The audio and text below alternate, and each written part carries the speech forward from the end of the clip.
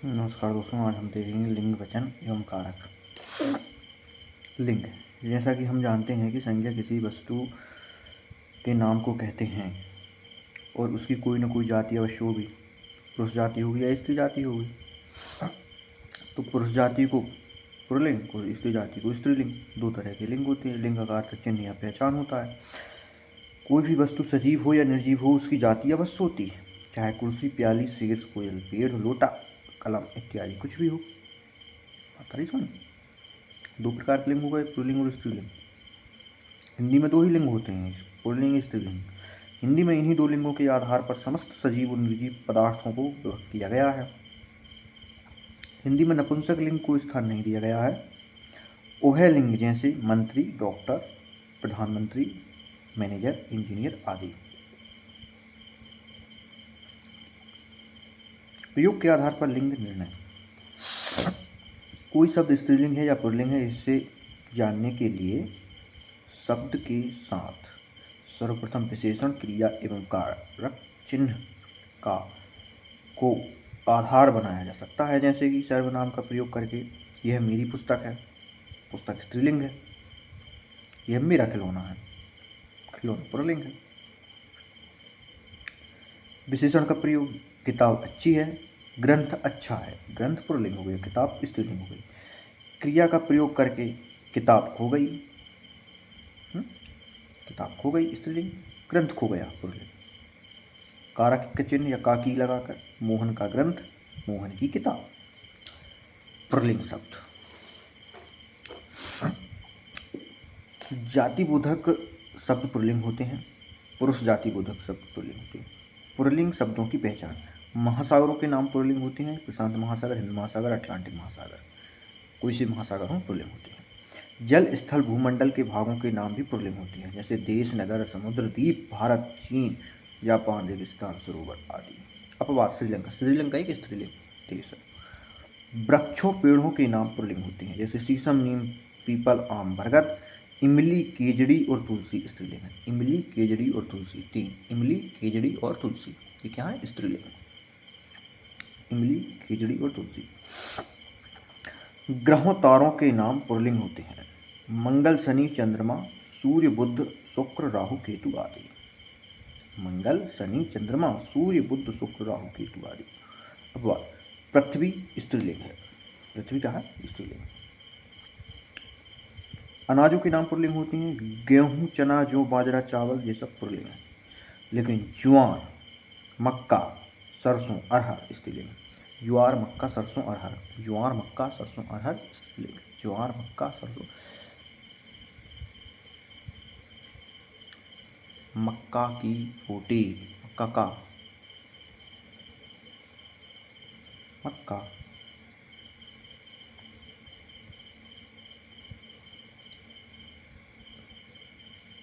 गेहूं बो दिया,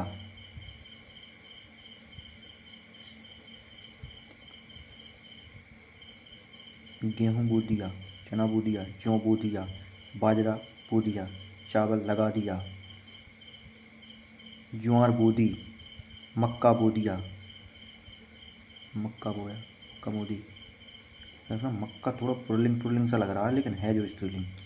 सरसों, अरहर स्त्रीलिंग है। ज्वार बो दी स्त्रीलिंग, चावल बो दिया, बाजरा बो दिया, जौ बो दिया, चना बो दिया, जौ बो दिया। धातु रत्नों के नाम, सोना, तांबा, लोहा, हीरा, मोती, पन्ना, मूंगा, चांदी और मणि, ये स्त्रीलिंग है, चांदी, मणि स्त्रीलिंग है। बारहमाह, सोमवार, रविवार, मार्च, अप्रैल, चैत्र, आषाढ़, जून आदि। जनवरी, फरवरी, मई, जुलाई, जनवरी, फरवरी, मई और जुलाई की स्त्रीलिंग है। मई और जुलाई, जनवरी, फरवरी, मई और जुलाई स्त्रीलिंग है। वर्णमाला के अक्षर प्रायः पुल्लिंग होते हैं, आ, उ आदि। ई र स्त्रीलिंग है, ई और र स्त्रीलिंग है। बाकी आ, उ, ए आदि, ये कहाँ पुल्लिंग।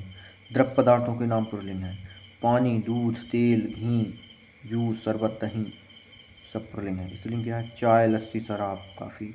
चाय, लस्सी, शराब, काफ़ी क्या है? स्त्रीलिंग है। इसके बाद पर्वतों के नाम पुल्लिंग होते हैं, हिमालय, विंध्याचल, रॉकी, अरावली आदि। शरीर के अवयवों के नाम पुल्लिंग होते हैं। मुंह, कान, गला, हाथ, पैर, दस्त, मस्तक, दांत। लगता है हाँ पुल्लिंग। अब बात गर्दन, चोटी, कमर, नाक, ये कहाँ है? स्त्रीलिंग है। ना, आव, पन, त्वा, आपा आदि प्रत्ययों वाले शब्द प्राय पुल्लिंग होते हैं, जैसे कि जागना, सोना, हंसना, तनाव, भाव, सीधापन, बचपन, महत्व, मानवत्व, बुढ़ापा, मोटापा आदि। ये कहाँ है? ना, आव, पन, त्वा, आपा प्रत्यय वाले पुल्लिंग होते हैं।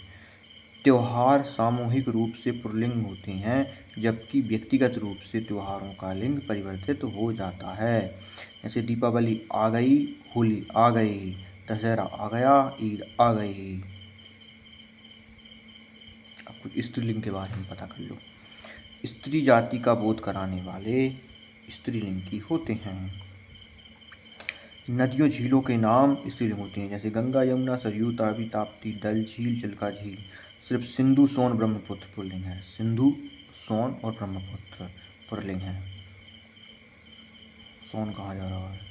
सिंधु कहाँ जा रहा है? ब्रह्मपुत्र। सोन, सिंधु, सोन, ब्रह्मपुत्र पुल्लिंग है। सिंधु, सोन और ब्रह्मपुत्र। सिंधु, सोन और ब्रह्मपुत्र पुल्लिंग है। तिथि, नक्षत्रों के नाम स्त्रीलिंग होते हैं। प्रथमा, द्वितीय, तृतीय, पूर्णिमा, अमावस्या, रोहिणी, अश्विनी आदि। ऋतुओं के नाम बसंत ऋतु, शरद ऋतु, ग्रीष्म ऋतु।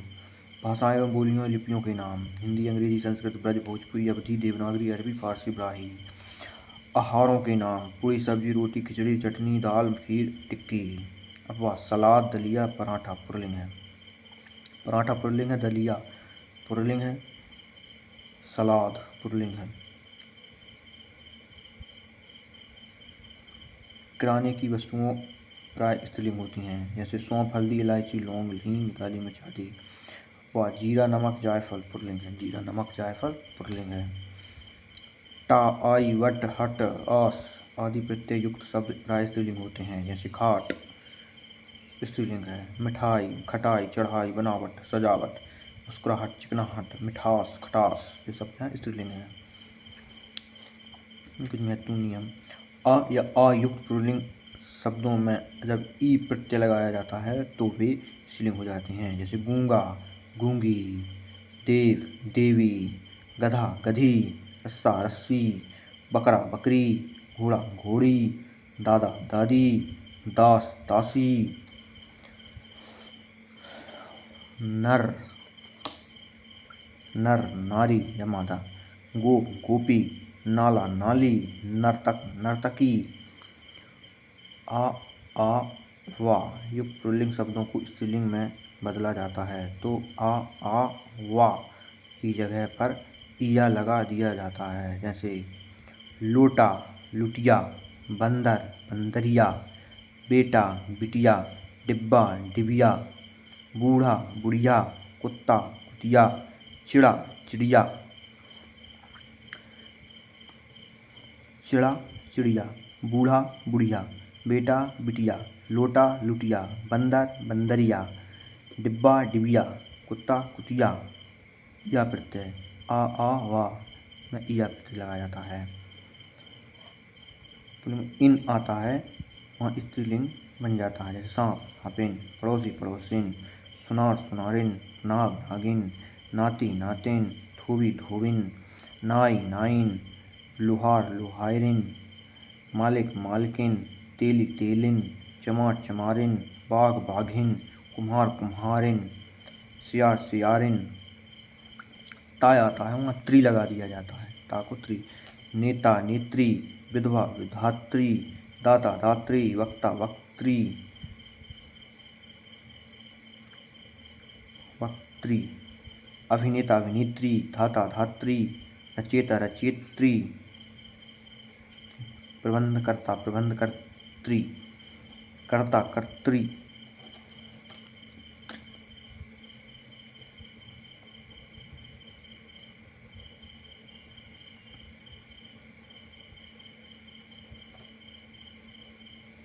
अक युक्त पुल्लिंग शब्दों में इका प्रत्यय जोड़कर भी स्त्रीलिंग बनाया जाता है।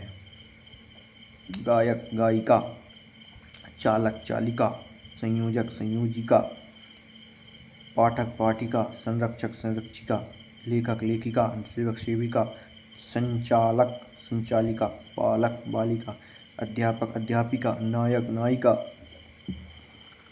आइन प्रत्यय लगाकर भी स्त्रीलिंग बनाया जाता है, जैसे चौधरी चौधराइन, पंडित पंडिताइन, हलवाई हलवाइन, ठाकुर ठाकुराइन, लाला ललाइन, मिश्रा मिश्राइन, गुरु गुरुआइन, गुरु गुरुआइन, ओझा ओझाइन, चौबे चौबाइन, पंडा पंडाइन।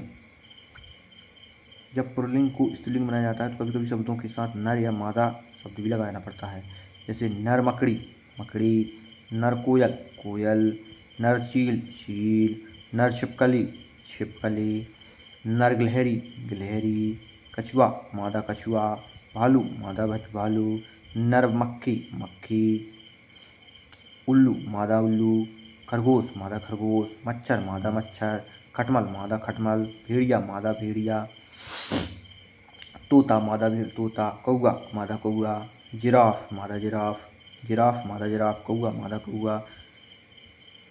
कौआ को कोयल नहीं होता है, नर कोयल कोयल नर कोयल, कौआ मादा कौआ, तोता मादा तोता, भेड़िया मादा भेड़िया, खटमल मादा खटमल, मच्छर मादा मच्छर, खरगोश मादा खरगोश, उल्लू मादा उल्लू, मकड़ी नर मकड़ी, कोयल नर कोयल, चील नर चील, छिपकली नर छिपकली, गिलहरी नर गिलहरी, कछुआ मादा कछुआ, भालू मादा भालू, नर मक्खी।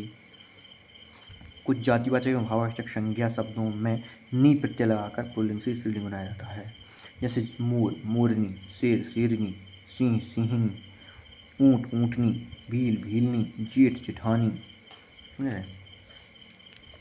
वचन लिंग वचन कारक, 3 चीज पढ़ने की, तो वचन पढ़ने हैं। संज्ञा सर्वनाम और विशेषण की जिस प्रकृति या रूप से हमें उसकी संख्या का भाव बोध होता है उसे वचन कहते हैं।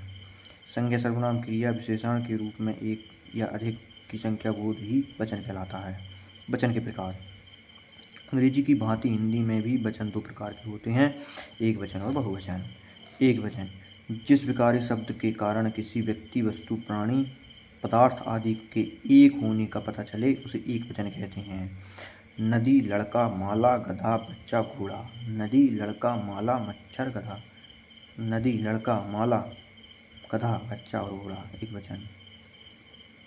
पुस्तक अच्छी है, गधा बैठा है, पुस्तक एक वचन है, गधा एक वचन है। बहुवचन, जिस विकारी शब्द के कारण किसी व्यक्ति वस्तु प्राणी पदार्थ के एक से अधिक अनेक होने की उसे बहुवचन कहते हैं, जैसे नदियाँ, लड़के, मालाएं, गधे, बच्चे, घोड़े। पुस्तकें बहुत मोटी हैं, गायें दौड़ रही हैं। बनाने के लिए कुछ नियम है। अकारांत युक्त पुल्लिंग शब्दों में आ की जगह पर ए लगाकर बहुवचन बनाया जाता है, जैसे लड़का लड़के, गधा गधे, पंखा पंखे, लोटा लोटे, कपड़ा कपड़े, तोता तोते, घोड़ा घोड़े, कौआ कौए, महीना महीने, कमरा कमरे, बच्चा बच्चे, बेटा बेटे। स्त्रीलिंग संज्ञा शब्दों में या की जगह पर या लगाकर बहुवचन बनाया जाता है, जैसे चिड़िया चिड़िया, डिबिया डिबिया, गैया गैया, गुड़िया गुड़िया, चूहिया चूहिया, लुटिया लुटिया, बुढ़िया बुढ़िया। इकारांत और इकारांत स्त्रीलिंग संज्ञाओं के अंत में या जोड़कर अर्थात अंतिम ई और ई को इया में बदलकर एक वचन से बहुवचन बनाया जाता है, जैसे मिठाई मिठाइयाँ, कली कलियाँ, जाति जातियाँ, नीति नीतियाँ, रानी रानियाँ, नारी नारियाँ, गति गतियाँ, प्रीति प्रीतियाँ, थाली थालियाँ, पत्ती पत्तियाँ, सखी सखियाँ, पंक्ति पंक्तियाँ, राशि राशियाँ, समिति समितियाँ, बेटी बेटियाँ, विधि विधियाँ।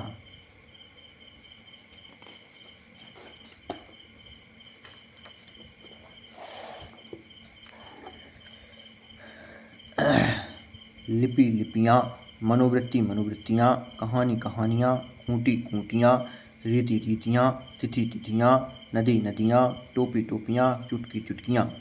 ई आगो को ए लगा दो, चादर चादरें, कलम कलमें, रात रातें, झील झीलें, बहन बहनें, सड़क सड़कें, पुस्तक पुस्तकें, बात बातें, किताब किताबें, गाय गायें, दवा दवातें, मेज मेजें।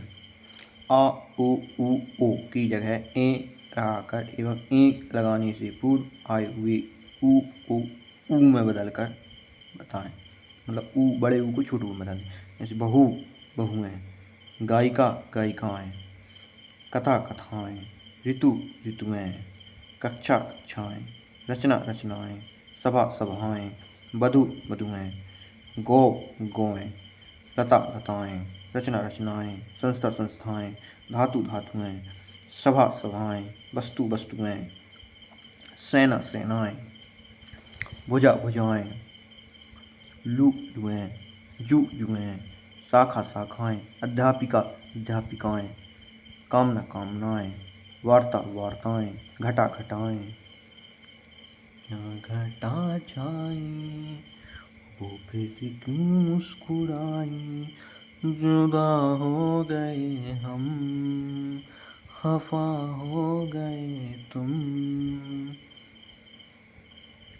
संस्कृत के अकारांत शब्दों में हिंदी के अकारांत उकारांत उकारांत और ओकारांत संज्ञाओं को बहुवचन बनाने के लिए शब्दों के अंत में ओ जोड़ा जाता है, किंतु ओ जोड़ने के बाद ओ के पहले आने वाले ऊ को ऊ में बदल जाता है। लता लताओं, वधु वधुओं, साधु साधुओं, दवा दवाओं, टट्टू टट्टुओं, घर घरों। कभी कभी एक वचन संज्ञा शब्दों के साथ लोग, गण, जन, समूह, वृंद, दल, वर्ग आदि शब्द लगाकर भी उनका बहुवचन बनाया जाता है। जैसे छात्र छात्रगण, शिक्षक शिक्षकगण, नेता नेतागण, नारी नारी वृंद, स्त्री स्त्रीजन, भक्त भक्तगण, प्रजा प्रजाजन, मजदूर मजदूर वर्ग, देवता देवतागण, कवि कवि वृंद, सुधी सुधीजन, देव देवगण, मुनि मुनि वृंद, अधिकारी अधिकारी वर्ग, पाठक पाठकगण, आप लोग, गुरु गुरुजन, बंधु बंधु वर्ग, श्रोता श्रोतागण, दर्शक दर्शकगण, वृद्ध वृद्धजन, व्यापारी व्यापारीगण, पक्षी पक्षी वृंद, टिड्डी टिड्डी दल।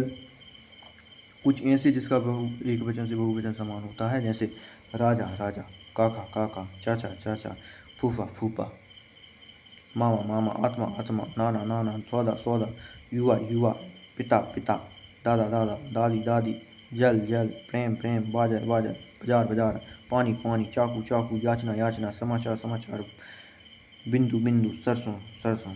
वे सब जो सदा एक वचन में रहते हैं, जैसे जनता एक वचन में रहती है, जनता, आग, पानी, वर्षा, दूध सदा एक वचन में रहते हैं। जनता, आग, पानी, वर्षा, दूध, सोना, लोहा, तांबा, घी, तेल, दही, क्रोध, सत्य, वे शब्द सदैव बहुवचन में रहते हैं। हस्ताक्षर,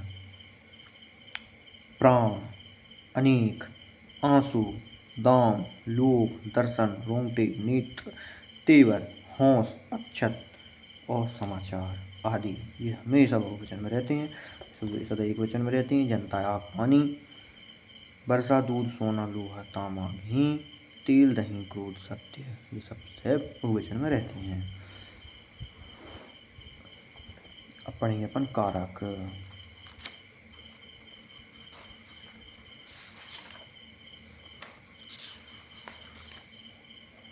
कारक के लिए क्या परिभाषा हुई साहब? संज्ञा या सर्वनाम जिस रूप से वाक्य के शब्दों के साथ उनके संबंध का बोध हो, उस रूप को कारक कहते हैं। अर्थात वाक्य में प्रयुक्त शब्द आपस में संबंध होते हैं, उनके अर्थ में संबंध की सार्थकता बताने का कार्य कारक करते हैं। संज्ञा अथवा सर्वनाम के जिस रूप से उसका उनका संज्ञा या सर्वनाम का संबंध वाक्य के किसी दूसरे शब्द के साथ, विशेषतः क्रिया के साथ होता है, उसे कारक कहते हैं। राजन शैली देखता है, राजन शैली को देखता है, को कारक चिन्ह से जुड़ा है, राजन शैली को देखता है। नीरज भीड़ अलग हो गया, नीरज भीड़ से अलग हो गया। उपयुक्त उदाहरणों से स्पष्ट हो रहा है कि कारक चिन्ह के वाक्य के अर्थ स्पष्ट नहीं हो रहे हैं, अतः कारक चिन्ह के प्रयोग के साथ ही वाक्य का अर्थ स्पष्ट हो और उनके बीच के संबंध की सार्थकता का भी स्पष्टीकरण हो जाता है। जब संज्ञा और सर्वनाम के आगे ने, को, से के लिए आदि विभक्तियाँ लगती हैं, तब उनका रूप कारक कहलाता है। तभी वे वाक्य के अन्य शब्दों से संबंध रखने योग्य पद बनते हैं और पद की अवस्था में ही वे वाक्य के दूसरे शब्दों से या क्रिया से जुड़ाव रख पाते हैं। विभक्ति परसर कारक चिन्ह। कारक को सूचित करने के लिए संज्ञा या सर्वनाम के साथ जो चिन्ह लगाया जाता है उसे विभक्ति कहते हैं। जैसे ने, को, के लिए, से, के, द्वारा आदि। कारक के भी कारक 8 प्रकार के होते हैं जो अपनी विभक्तियों के साथ इस प्रकार हैं। कारक कारक चिन्ह उपसर्ग। कर्ता ने कर्म को करण से के द्वारा संप्रदान को के लिए अपादान से अलगाव के अर्थ में संबंध का की रा रे री ना नी नी। कर्ता ने कर्म को करण से के द्वारा संप्रदान को के लिए अपादान से संबंध का की के रा री री ना नी नी। काकी ने रारी ने काकी ने काकी के रारी रे नानी ने। अधिकरण में पर संबंध हे हो हरे रोजी हो। कर्ता कारक। कर्ता ने कर्म को। रमेश ने पढ़ाई को पूरी कर ली। रमेश ने खाना खाया। योगेश ने जीतू को चांटा मारा। विभक्ति रहित कर्ता कारक। लड़का दौड़ता है। बालक पढ़ता है। बच्चा सो रहा है। लड़की जा रही है। विभक्ति रहित है, मतलब कर्ता ही कारक है जो व्यक्ति के बिना भी हो सकता है।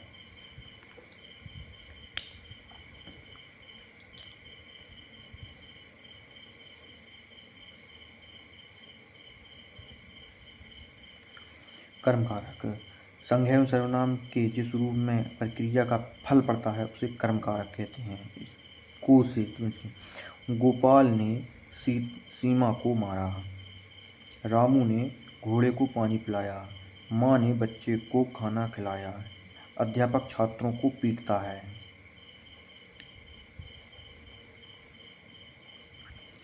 कुछ उदाहरण जिनमें को विभक्ति का प्रयोग नहीं होता। राहुल फल खाता है। राहुल फल को खाता है।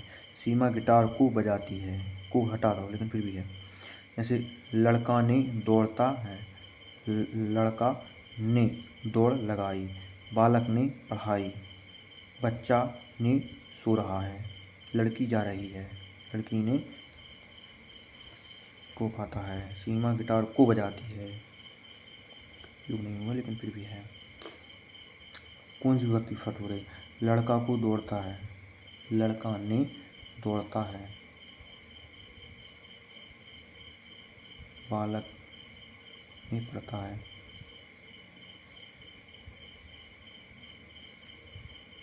यहाँ देखो ने और जीरो लगे, को और जीरो लगे, मतलब कर्ता और कर्म दो ऐसी चीज़ हैं जो ने और को ना हो तब भी होती हैं।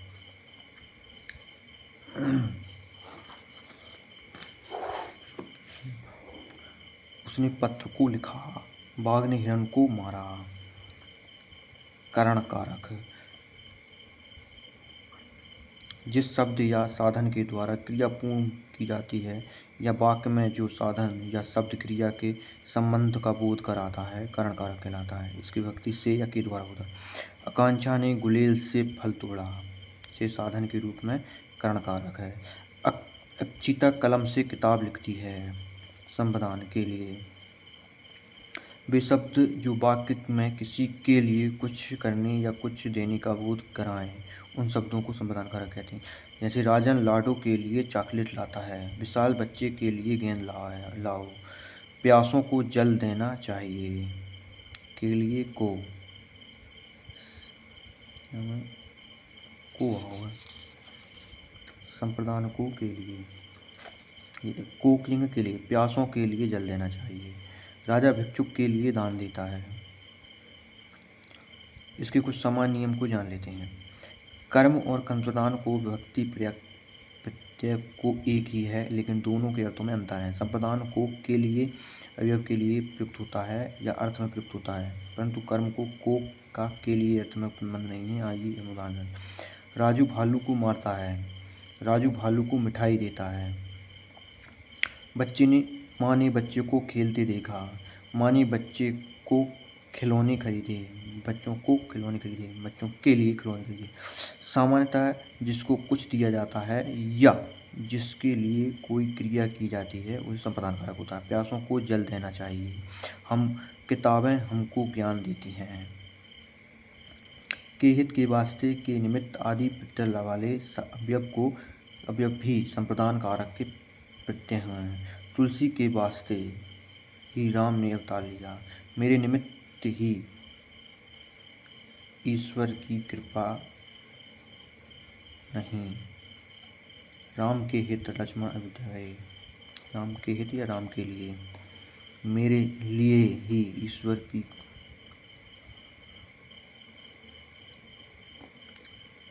अपादान कारक। संज्ञा के जिस रूप से किसी वस्तु के अलगाव या पृथक होने का भाव प्रकट होता है उसे अपादान कारक कहते हैं। इसकी विभक्ति से है। जैसे हिमालय से गंगा निकलती है, अंकित छत से गिरा, राहुल घर से बाहर आया, सीता कुत्ते से डरती है। संबंध कारक अपादान। हिमालय से गंगा निकलती है, अंकित छत से गिरा, राहुल घर से बाहर गया, सीता कुत्ते से डरती है। संबंध कारक। संज्ञा सर्वनाम के जिस रूप में उसको दूसरे शब्दों के साथ संबंध जुड़ा प्रदर्शित हो संबंध कारक कहते हैं। काकी की, काके की, रारेरी, नानेनी, नीरज की घड़ी खो गई, मोहन का भाई अच्छा है, वह गाड़ी मेरी है। दृष्टि विचार। ज़्यादातर संबंध कारक की विभक्ति के स्थान पर वाला प्रत्यय भी लगता है। जैसे विशाल वाला घर, प्रेमचंद वाले उपन्यास, वाले शब्द जुड़े हैं। प्रेमचंद का उपन्यास, विशाल का घर, प्रेमचंद वाले उपन्यास। विभक्ति में कुछ मुहावरे प्रयुक्त होते हैं। दिन के दिन, कान का कच्चा, आँख का अंधा, गांठ का पूरा, होली की होली, वह आने का नहीं, वह टिकने का नहीं। अन्य कारकों के अर्थ में भी संबंधवाचक की विभक्ति प्रयुक्त होती है। जैसे जन्म का भिखारी, करण, हिमालय का चढ़ना, अधिकरण,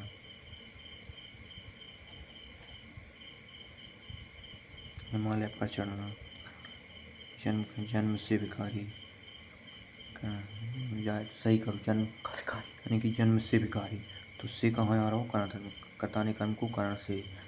हिमालय का चढ़ना, हिमालय पर चढ़ना, पर कहाँ आ रहा हो, अधिकरण पर। की स्थिति में संबंध कारक का प्रत्यय रा रे री नानी ही हो जाता है। तुम्हारा लड़का, मेरा घर, अपना भरोसा,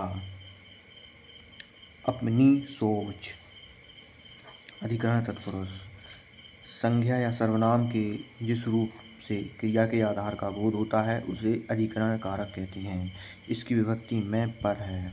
जैसे मेज पर पुस्तक है, मुंबई में ताज होटल है। कहाँ मेज पर पुस्तक है, मुंबई में ताज होटल है। मैं पर, मैं या पर, मुंबई पर ताज होटल है। कभी कभी मैं के अर्थ पर और पर के अर्थ में मैं प्रयुक्त होता है। तुम्हारे घर में 4 लोग हैं। नाव जल में तैरती है, नाव जल पर तैरती है। कभी कभी अधिकरण की विभक्तियों का भी लोप हो जाता है। वह जगह जगह भीख मांगता जाता है।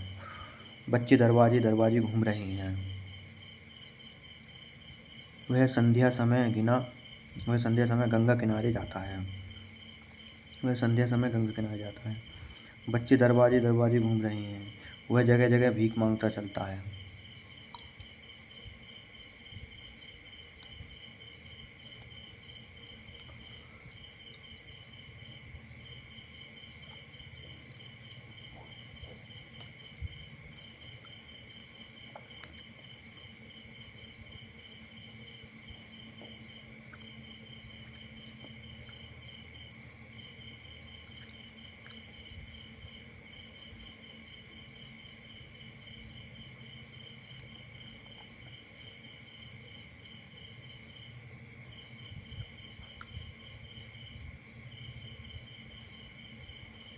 कभी विधिकरण की विभक्तियों का लोप हो जाता है।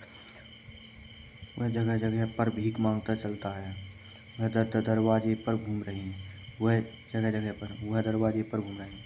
वह संध्या समय गंगा किनारे पर जाता है। पर लोप हो लेकिन है। किनारे, आश्रय, दिनों जैसे पद स्वयं ही सप्रत्यय अधिकरण कारक के हैं। और यहाँ वहाँ आदि पदों का अर्थ सप्रत्यय अधिकरण कारक का है। अतः इन पदों की स्थिति में अधिकरण कारक की विभक्ति नहीं लगती है। मोहन यहाँ वहाँ जाता है, वहाँ पर जाता है। यहाँ सूर्योदय के समय घूमना चाहिए, सूर्योदय के समय पर घूमना चाहिए। संबोधन जिस शब्द के किसी को पुकारने, संबोधित करने अथवा सावधान करने का बोध हो वह संबोधन कारक कहलाता है। जैसे हिंदी में यह कर्ता के पृथक कारक का मान जाता है, जबकि संस्कृत में इसे कर्ता कारक के अलग नहीं मानते। हे ईश्वर मुझ पर कृपा करो, अजी सुनते हो। संबोधन कारक की कोई विभक्ति नहीं होती। हे, अरे, रे आदि शब्दों को से प्रकट होते हैं। यहाँ पर लिंग वचन कारक समाप्त होते हैं। धन्यवाद।